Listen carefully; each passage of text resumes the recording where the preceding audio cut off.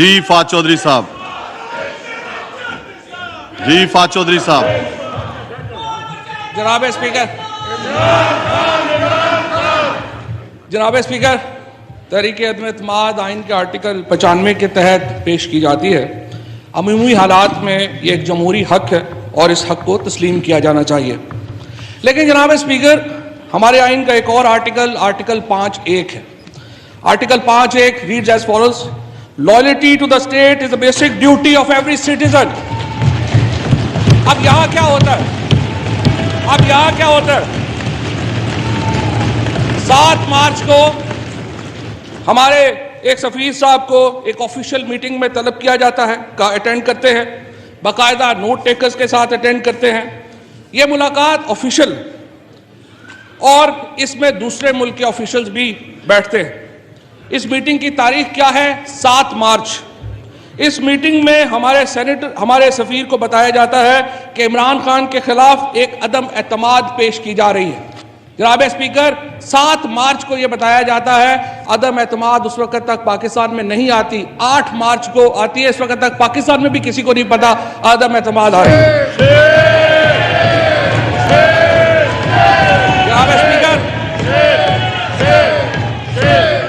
जनाब स्पीकर, हमें बताया जाता है, हमारे स्पीकर साहब को बताया जाता है कि पाकिस्तान से आपके हमारे ताल्लुकात का दारो मदार इस अदम एतमाद की कामयाबी पर है।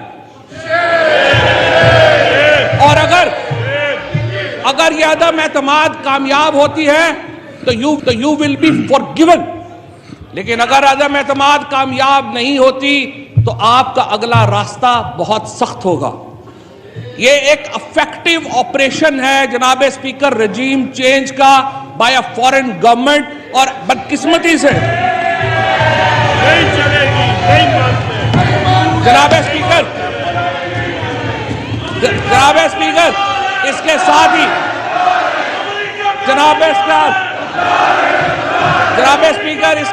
ही इसके साथ ही हमारे कुछ इत्तेहादियों का और हमारे अपने 22 लोगों का ज़मीर जाग जाता है माशाअल्लाह, और मामलात यहां तक आ पहुंचते हैं। यह फैसला अदम एतमाद का नहीं है, आर्टिकल 5 का है। स्पीकर साहब, क्या ये 22 करोड़ लोगों की यह रियासत इतनी नहीफो नजार है कि बाहर की ताकतें यहां पर बैठकर हुकूमतें बदल दें? मेरी आपसे दरखास्त है, पहले हमें बताया जाए कि क्या बैरून मुल्क की मदद से रजीम चेंज की जा सकती है पाकिस्तान में? क्या ये आइन के आर्टिकल 5 की खिलाफ वर्जी है या नहीं है? क्या पाकिस्तान की अवाम कठपुतलियां हैं? क्या हम पाकिस्तानियों की कोई हैसियत नहीं है? क्या हम गुलाम हैं? या लीडर ऑफ अपोजिशन के बकौल हम बैगर्स हैं, फकीर हैं?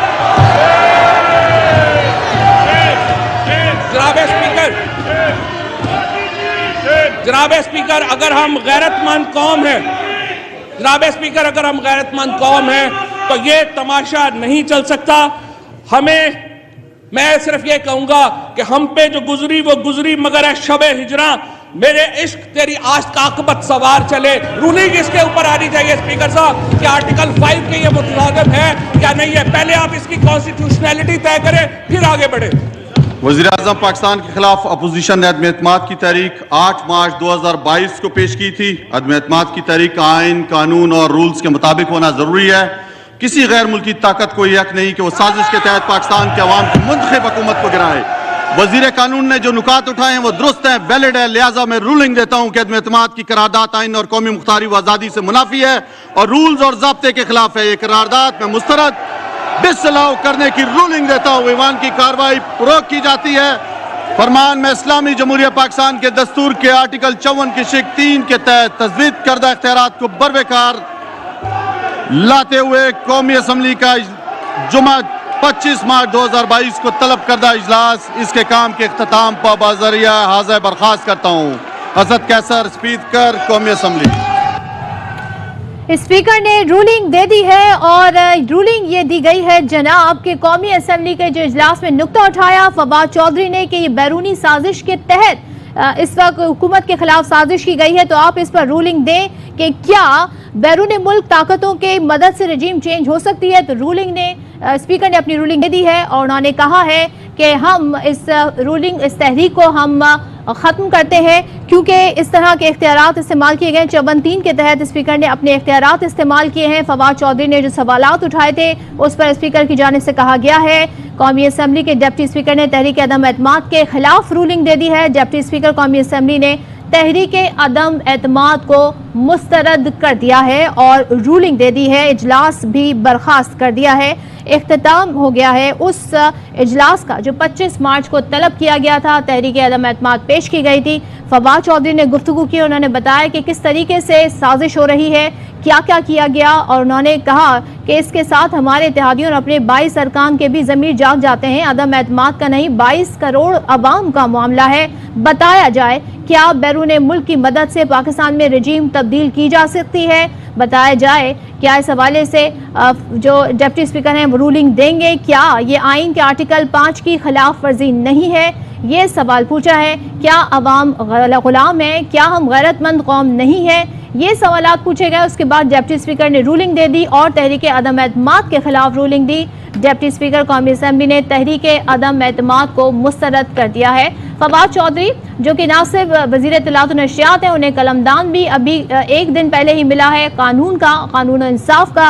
उन्होंने आज अपनी नशिस्त पर खड़े होकर गुफ्तगू की और स्पीकर से रिक्वेस्ट की कि वो रूलिंग दें और इस हवाले से रूलिंग दें कि आर्टिकल 5 के तहत आपको अपने मुल्क से लॉयल्टी रखनी होती है, लेकिन जो कुछ हुआ है क्या वो गद्दारी के जुमरे में नहीं आता है। क्या जो बैरूनी कुव्वतें हैं वो मुल्क में बैठकर रिजीम चेंज कर सकती हैं।